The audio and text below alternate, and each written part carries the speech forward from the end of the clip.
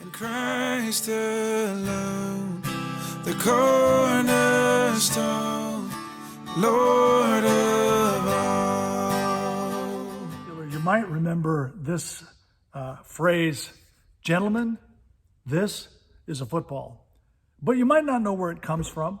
It comes from the beginning of training camp in 1961 for the Green Bay Packers, and that's how Vince Lombardi kicked off training camp. You know, in the prior season, they had lost a fourth quarter lead to lose to the Philadelphia Eagles in the NFL championship game. And so when the players come into training camp, they're expecting to start working on their game right where they left off, learning some fancy new ways to win so they can win the championship. And they sat down in the locker room, and Lombardi walks in and says, gentlemen, this is a football. We're going to go back to basics. Now, everyone knows this is a football.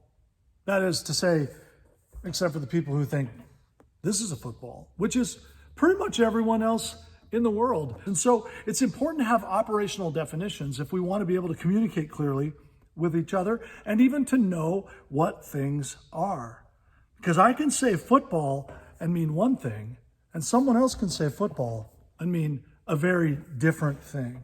And so it's important to be clear about definitions, to know when we're using words in conversation with others that we mean the same thing when we use those specific words.